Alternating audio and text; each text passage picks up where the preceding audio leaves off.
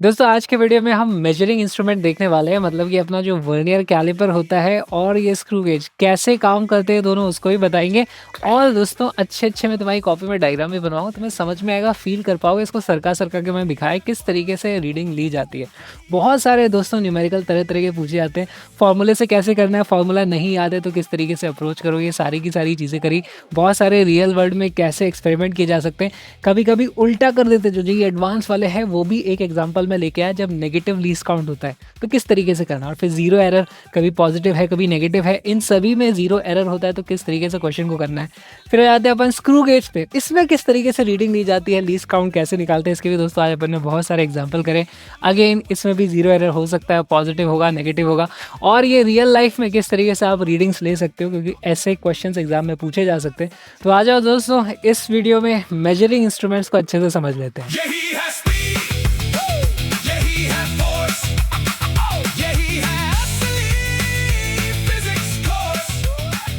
Hey guys, welcome to the class. दोस्तों आज हम देखने वाले हैं यूनिट्स एंड मेजरमेंट्स का अपना लेक्चर नंबर 6 आ चुका है, जिसमें पहली बार आज हम मेजरमेंट के ऊपर बात करने वाले हैं। मेजरिंग इंस्ट्रूमेंट हमारा vernier caliper and screw gauge. तो लीस्ट काउंट क्या होता है, main scale division, vernier scale division, कौन सा फॉर्मूला है, जीरो एरर, वो भी पॉजिटिव नेगेटिव क्या होता है, सब कुछ आज विजुअलाइज भी करोगे तो हमें फील आ जाएगी कि ये चीज़ें नापती कैसे हैं, किस तरीके से कैलकुलेशंस ली जाती है। बहुत सारी मैं फोटोज़ भी लेकर के आया हूँ एक्चुअल इंस्ट्रूमेंट की, कि भाई इसमें आप रीडिंग किस तरीके से करने वाले हो। तो बहुत अच्छे से आपकी प्रैक्टिस होने वाली है, सारे कॉन्सेप्ट भी समझोगे, सब कुछ मजा आएगा। तो आ जाओ दोस्तों क्लास को स्टार्ट करते हैं। पहली बार आया हो तो मेरा नाम है विक्रांत किरार, आपका दोस्त, आपका मेंटर। चलो यार क्लास को स्टार्ट करते हैं। देखो सबसे पहले हम करेंगे मतलब मेजरिंग इंस्ट्रूमेंट पे पहुंचेंगे, उससे पहले एक छोटा सा टॉपिक हमारा बचा हुआ है, टाइप्स ऑफ एरर क्या होते हैं, एरर की कितनी टाइप होती है। तो एक बार इस चीज को देख लेते हैं, एरर की डेफिनेशन भी लिख लेते हैं। एरर होता क्या है यार, पहले एक बात बताओ। एरर एरर होता है यार uncertainty in measurement of a physical quantity.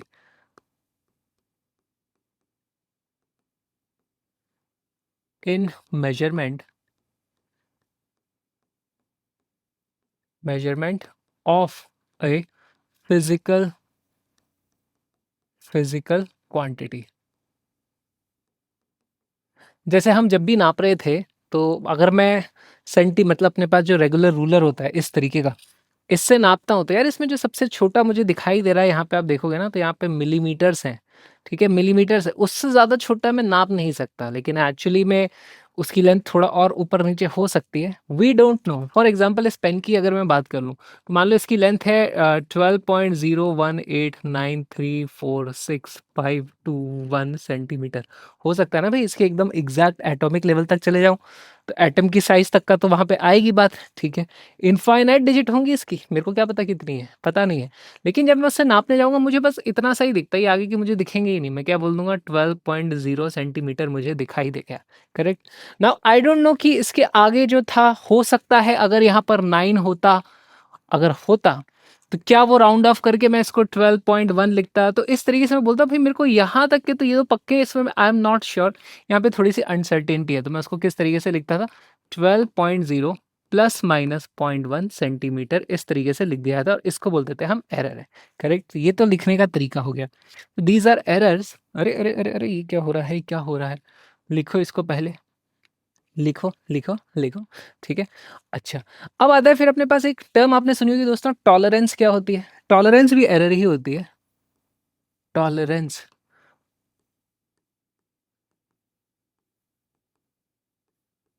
Tolerance होती है दोस्तों कि जब मैं किसी चीज़ को नापता हूँ तो वो एरर होता है। जब मैं किसी चीज़ का ऑर्डर देता हूँ और फिर वो मेरे पास आती है ना, मैं कहता हूँ अच्छा देख मेरे को चाहिए 12 सेंटीमीटर का, तो थोड़ा सा ऊंचा नीचे भी बना देगा तो चल जाएगा मेरे को, मैं सह लूंगा उसको। ठीक है, वहाँ पे भी एरर ही है वो टेक्निकली, लेकिन अलग तरीके से उसको देखा जा रहा है। तो टॉलरेंस बोलते हैं कि भाई अलाउेबल एरर की लिमिट क्या है, ये एक्सेप्टेबल एरर कितना है। ठीक है, इतना है, थोड़ा बहुत ऊपर नीचे होगा तो चलेगा। मैं 100 रुपए की बात करी तो 2-4 रुपए ऊपर नीचे कर लेगा, चलेगा। 100 का 500 का देगा वो मेरे को नहीं चलेगा। ठीक है, तो देयर इज एन अलाउेबल, है ना, अलाउेबल एरर लिमिट। तो हमारे लिए तो दोनों चीज़ें सेम है, हमारे लिए इन दोनों में कोई फर्क नहीं पड़ता, एग्जैक्टली सेम चीज़ है। अब अपने को देखना है दोस्तों एरर्स कितने तरह के होते हैं। तो हमारे पास एरर्स होते हैं दो तरीके के। एरर्स हमारे पास होते हैं दो तरीके के, एक होते हैं सिस्टमैटिक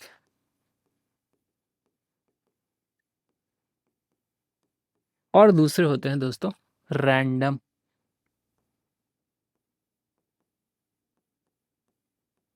ठीक है, तो इस पे कभी कभी क्वेश्चन पूछ लिया जा सकता है कि कौन सा वाला सिस्टमैटिक है, कौन सा रैंडम है, क्या क्या होते हैं। थोड़ी सी थ्योरी यहाँ पे दोस्तों चीज़ें मेरे पास देख लो। अच्छा, सिस्टमैटिक एरर का मतलब क्या हो गया, वो सिस्टम का ही पार्ट है, सिस्टम का पार्ट है। जैसे मैं तुमको एक एग्जांपल देता हूँ, हम किसी चीज़ से नाप रहे हैं, मान लो वर्नियर कैलिपर से ही नाप रहे हैं, तो जिस वक्त उसको ज़ीरो दिखाना चाहिए उस वक्त वो ज़ीरो नहीं दिखाता है, थोड़ा ऊपर नीचे दिखाता है, करेक्ट। तो वहाँ पर वो सिस्टम, यानी कि हम जिससे नाप रहे हैं, हमने एक सिस्टम बनाया ना हम इस इंस्ट्रूमेंट से नापने वाले, उसमें ही गड़बड़ है, तो वहाँ पर एरर आ जाएगा। इसको क्या बोलते हैं, ज़ीरो एरर बोलते हैं। या फिर हमने जो सेटअप किया हुआ है वहाँ पे ठंडा पड़ गया, ठंडा पड़ गया तो सारी की सारी लेंथ कम हो गई, सारी की सारी लेंथ कम हो गई तो मेजरमेंट शायद ज़्यादा आ जाएगी, है ना। या जिस चीज़ को नाप रहे हैं वो बहुत ज़्यादा ठंडी हो गई, तो फिर वहाँ पे गड़बड़ हो सकती है। ये इन्वायरमेंट के कारण जो वहाँ पे भी सिस्टमैटिक है, वो टेम्परेचर मुझे मालूम है कितना कम हुआ होगा, उसको मैं सही भी कर सकता हूँ, ठीक है। अच्छा, तो इसको भी 3 कैटेगरी में डिवाइड किया जा सकता है। सिस्टमैटिक का मतलब होता है कि भई हम उसको करेक्ट भी कर सकते हैं। तो इसको हम बोलते हैं कैन बी करेक्टेड, है ना? These can be corrected. क्योंकि हमको इनका नेचर पता है, हमको रीज़न पता है इनका ये कहाँ से आ रहे हैं, इसलिए हम इनको सही भी कर सकते हैं। वहीं पर रैंडम एरर की अगर बात की जाए, तो मुझे पता नहीं है वो क्यों आया है ना? मुझे पता है वो रैंडम है, लेकिन मैं उसकी रैंडम है तो उसकी वैल्यू नहीं प्रेडिक्ट कर सकता, वो पॉजिटिव होगा, नेगेटिव होगा, क्या होगा? वैल्यू प्रेडिक्ट ही नहीं कर सकता, तो मैं उसको सही कैसे करूँगा? फॉर एग्ज़ाम्पल यहाँ पे देखो 12.098 और समथिंग ये कुछ ऐसी वैल्यू आई थी। इसकी जगह वो 12.018 समथिंग होती तो भी मैं ये लिखता ये। मुझे पता ही नहीं है एरर कितना है, पॉजिटिव आ रहा है, कभी नेगेटिव आ रहा है, क्या हो रहा है? जब मैं बता ही नहीं सकता तो मैं उसको सही नहीं कर सकता, ठीक है? लेकिन हाँ, मुझे मालूम है कुछ ना कुछ एरर है, मैं उसको सह लूँगा, उसको देखेंगे, उसका हमें क्या करना है, रैंडमनेस वहाँ पर थोड़ी-सी होती है। अब सिस्टमैटिक को भी दोस्तों 3 कैटेगरी में बाँट दिया गया है, ठीक है? एक हो गया इंस्ट्रूमेंट रिलेटेड, है ना? यहाँ पे, है ना? ड्यू टू इंस्ट्रूमेंट आएगा एक।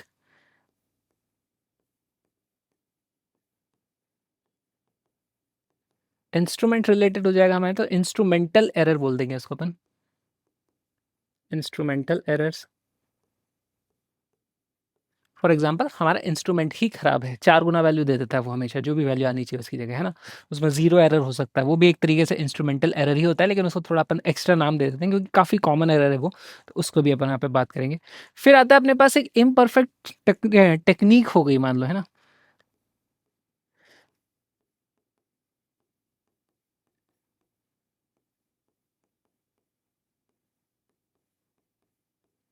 अगर अपनी टेक्नीक ही गलत है, लास्ट टाइम आपने देखा होगा जब हम वो पेंडुलम का ऑसिलेशन नाप रहे थे, अगर आप एक ऑसिलेशन का नापोगे टाइम पीरियड तो उसमें काफ़ी ज़्यादा एरर आता है। वहीं आप 1000 ऑसिलेशन का टाइम पीरियड नापोगे तो जो वैल्यू आएगी फिर उसको 1000 से डिवाइड कर दोगे तो आपके पास काफ़ी बेटर रिजल्ट आ जाता है ना।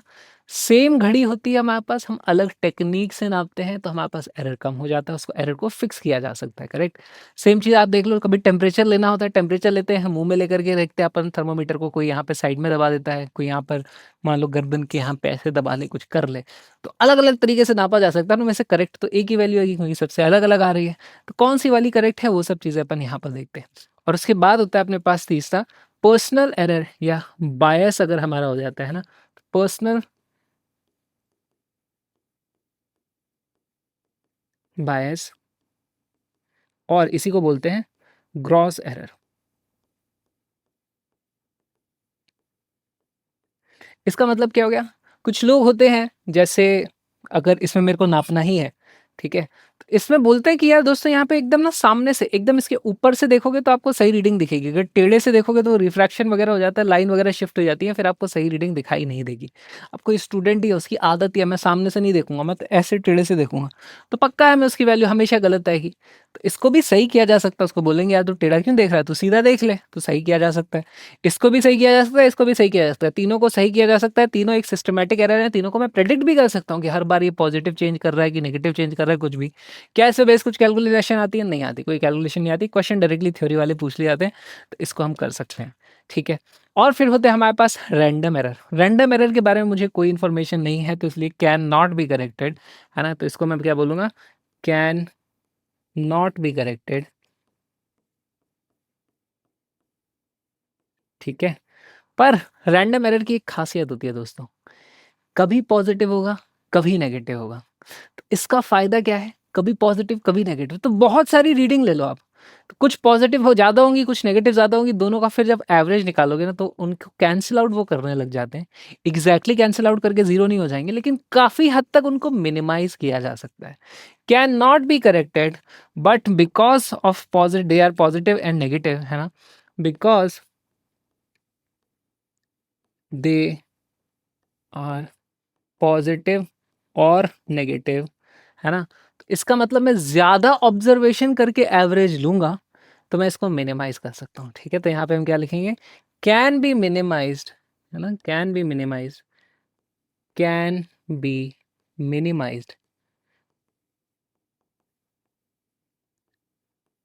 बाय टेकिंग मोर ऑब्जर्वेशंस या मोर ऑब्जर्वेशंस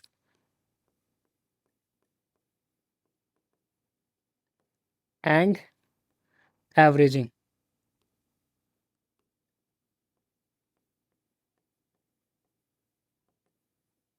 ठीक है? तो ये वो रैंडम एरर है। आपको याद होगा लास्ट क्लास में हमने घड़ी वाला एग्जाम्पल किया था, एनसीईआरटी वाला भी किया था, नीट वाला भी किया था, ठीक है? उसमें 5 रीडिंग ली थी। पाँचों रीडिंग में जो भी एरर था, किसी में पॉजिटिव 0.03 जा रहा था, किसी में माइनस 0.02 जा रहा था, लेकिन एवरेज ले रहे थे तो 0.01 पे गाड़ी रुक गई थी। तो ज़्यादा रीडिंग लेते हैं तो एवरेज कम हो जाता है और इस तरीके से उसको कम किया जा सकता है। यहाँ पर इसके अगर फॉर्मूले डिराइव करने जाएँ तो अपने स्कोप के बाहर हो जाते हैं, स्टैटिस्टिक्स में चले जाते हैं, वो इंजीनियरिंग में भी खतरनाक लेवल पे पहुँच जाता है। इसका कोई फॉर्मूला नहीं होता है, बहुत लोग इसको बता देते हैं। क्या बोल देते हैं कि भाई एरर, है ना? एरर अरे एरूर क्या होता है? ERR, error is proportional to 1/n कह देते हैं वो, कि जहाँ पे n नंबर ऑफ ऑप्शंस है। ऐसा कुछ नहीं है दोस्तों, है ना? अंडर रूट एन होता है वहाँ पे, पहली बात है ऐसा कुछ होता है, ऐसा कुछ भी नहीं करना आपको। ये कोई फॉर्मूला नहीं लगेगा, यहाँ पे कुछ नहीं लगेगा। सिर्फ एक बात लगेगी कि अगर मैंने नंबर ऑफ ऑब्जर्वेशन बढ़ाई है तो फिर हमारे पास एरर की वैल्यू कम होगी। क्या ये फॉर्मूला वैलिड है? नहीं वैलिड है। ऐसे क्वेश्चन नीट पे पूछे जाएंगे, नहीं पूछना चाहिए उनको, ठीक है? नहीं तो वो फिर बोनस होना चाहिए, क्योंकि ये अपने आप में एक सब्जेक्ट है इंजीनियरिंग ब्रांच का। तो वहाँ पर स्टैटिस्टिक्स पढ़ा जाता है, अपने सिलेबस से बाहर है। लिखो यहाँ पे, आउट ऑफ सिलेबस मत कर लेना ये सब चीज़ें, ठीक है? चलो, चलो, चलो, लेकिन ये वाला पार्ट इन सिलेबस है दोस्तों, इसको मत भूलना, ठीक है? चलो, इसको लिख लें और आ जाओ। अब देखो यहाँ पे कुछ इस तरीके के क्वेश्चन बनते हैं। The errors in measurement which arise due to unpredictable fluctuations in temperature and voltage supply. अब देखो अनप्रेडिक्टेबल है, जब भी प्रेडिक्ट कर सकता हूँ तो उसको सही भी कर सकता हूँ, सही कर सकता हूँ तो सिस्टमैटिक है। अनप्रेडिक्टेबल है, अनप्रेडिक्टेबल यानी इसका मैं कुछ नहीं कर सकता। इसका मतलब दिस इज रैंडम एरर दोस्तों, दिस इज रैंडम एरर, ठीक है? अगला देखो, लीस्ट काउंट एंड जीरो अपने को देखना है दोस्तों। लीस्ट काउंट क्या होता है? लीस्ट काउंट, अच्छा जीरो एरर को तो अभी अपन देखने वाले हैं। लीस्ट काउंट एरर होता है हमारे पास, जैसे मान लो ऐसे लिखा है कहीं पे अपन ने नापा, है ना? 6.3 सेंटीमीटर में नाप के आया। तो इसका असली में मतलब क्या है? इसका मतलब है 6.3 प्लस माइनस इसको नापा गया होगा दोस्तों। सोचो इसका लीस्ट काउंट क्या रहा होगा? एक स्केल रहा होगा यहाँ पर, इस तरीके से बनाकर फील करने की कोशिश करो। इस पे 6.3 वैल्यू आ रही है, इससे बड़ी वैल्यू क्या रही होगी जरा सोचो? वो रहेगी मेरे पास 6.4। इससे छोटी वैल्यू क्या रहेगी? 6.2। इधर क्या रहेगा? 6.1। इधर क्या रहेगा? 6.5। हमने रीडिंग ली थी तो हमारे पास ये वाली वैल्यू आ रही थी, इसलिए मैंने लिखा था 6.3 सेंटीमीटर, इसीलिए लिखा होगा। मेजर तो ऐसे ही करते हैं, नहीं तो कोई पागल तो है नहीं कि ऐसे लिख जाए, ठीक है? यहाँ पे एरर कितना ज़्यादा हो सकता है? तो 6.3 होगा, नहीं तो 6.4 होगा। ऐसे बीच में और कोई वैल्यू नहीं आ सकती इस पर्टिकुलर इंस्ट्रूमेंट से। आप बोलोगे नहीं मेरे को तो दिख रहा है इसके बीच में है, एग्जैक्टली मैं 6.35 कर दूं। नहीं कर सकते। पहली बात तो मैंने इतना बड़ा बनाया है उसको, इसका ये मतलब नहीं तुम बीच में लाइन खींच दो अपनी तरफ से। मैं छोटा सा बना देता ना तो तुम लाइन नहीं खींच पाते। और रियलिटी में वो उतना ही पास होता है जितना ह्यूमन आई देख पाए, उतना पास होता है। 1-1 मिलीमीटर का जो गैप है ना, उससे छोटा हम ह्यूमन आई देख नहीं सकते। 1 मिलीमीटर के 10 हिस्से कर दोगे आप नहीं देख सकते। इसलिए फिर वर्नियर कैलिपर बनाया गया, जिसको भी अपन पढ़ने वाले हैं। पर ये गलती कभी मत करना। इंस्ट्रूमेंट का जो इसको बोला जाता है लीस्ट काउंट, कि भाई आप सबसे छोटा कितना नाप सकते हो। तो यहाँ पर मुझे मालूम है कि इसका जो लीस्ट काउंट है, इसका जो लीस्ट काउंट है, I can see it, least count is equal to 0.1 centimetre. अगर ये सारी की सारी चीज़ें सेंटीमीटर थी, सेंटीमीटर थी, सेंटीमीटर थी, सेंटीमीटर थी, सेंटीमीटर थी, तो यहाँ पर मैं क्या लिख दूंगा, प्लस माइनस 0.1 सेंटीमीटर। क्या तुमको समझ में आया? क्योंकि जो लीस्ट काउंट है वही इसमें एरर है, जो लीस्ट काउंट है वही इसमें एरर है। तो ये हो जाता है दोस्तों अपने पास लीस्ट काउंट एरर। ठीक है, कोई बड़ी चीज़ नहीं है, कोई बड़ी चीज़ नहीं है, ठीक है, कोई भी बड़ी चीज़ नहीं है ये। फिर आता है अपने पास जीरो एरर दोस्तों। इसके कैलकुलेशन में एग्जांपल आते हैं, वर्नियर जब हम देखेंगे तब मैं इसको जीरो का अच्छे से बताऊंगा। इसका मतलब समझ लो, जीरो एरर का मतलब है कि जिस वक्त आपके पास वैल्यू जीरो आनी चाहिए थी उस वक्त जीरो नहीं आई, आपके पास वैल्यू कुछ और आ गई। ठीक है, फॉर एग्जाम्पल है वी गेट सम पॉजिटिव और negative value instead of zero. इसका मतलब जीरो एरर। इसकी डिटेल में आज ही के लेक्चर में देखेंगे, थोड़ी देर में देखेंगे, घबराना मत। ओके, ये भी पॉजिटिव हो सकता है, नेगेटिव हो सकता है। कभी कभी पॉजिटिव वैल्यू आएगी तो करेंगे पॉजिटिव एरर है जीरो में, कभी नेगेटिव आएगी तो करेंगे नेगेटिव का जीरो एरर है। इस तरीके से हमारे पास जीरो एरर आता है। कैसे इसको यूज करना है कैलकुलेशन में, सारी की सारी चीज़ों को अपन देखने वाले, घबराने की कोई भी बात नहीं है। चलो तो लिख लो, this is least count and zero error. ठीक है, ठीक है, ठीक है, ठीक है, आ जाओ। हमारे पास है द एरर्स का, यार पेन गिर गया। The error in measurement which arises due to precision of instrument. अब देखो दोस्तों यहाँ पे क्या लिखा हुआ है, प्रिसीजन। तुम लोग को मालूम होगा प्रिसीजन क्या होता है। प्रिसीजन मतलब कितनी ज्यादा डिटेल है, कितना ज्यादा फाइन डिटेल है उसमें, यानी कि डेसिमल के बाद कितने ज्यादा तक जा रहे हो, इसका मतलब उसका लीस्ट काउंट कितना ज्यादा छोटा है। करेक्ट, समझ पा रहे हो इस चीज को? तो the errors in the measurement which arise due to precision of instrument. Precision इसका मतलब how small the least count is. Correct, उसके कारण जो आएगा दोस्तों क्लियरली वो एक लीस्ट काउंट एरर बनने वाला है।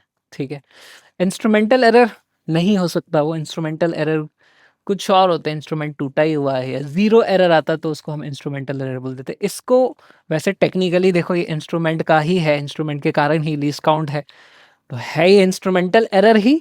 लेकिन उसमें भी अगर हमें ऑप्शन दिख रहा है लीस्ट काउंट एरर, तो मैं लीस्ट काउंट एरर को मार्क करूंगा। दोस्तों अगर वीडियो तुम्हें देखने में मज़ा आ रहा है तो आ जाओ, कंप्लीट कोर्स को अच्छे से करेंगे। तो यूट्यूब पे तुम देख रहे हो 2-2 घंटे के हमारे वीडियोस होते हैं, उसका सिर्फ छोटा सा पार्ट मैं यूट्यूब पे डाल देता हूँ ताकि तुम्हें कंटेंट की क्वालिटी पता चले।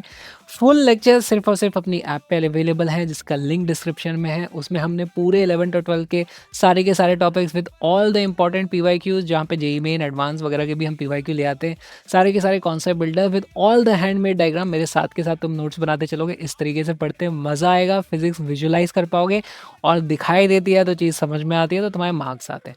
तो link is in the description, आ जाओ साथ में पूरी की पूरी पढ़ाई करेंगे फिजिक्स की। I will see you in the full course. यही है असली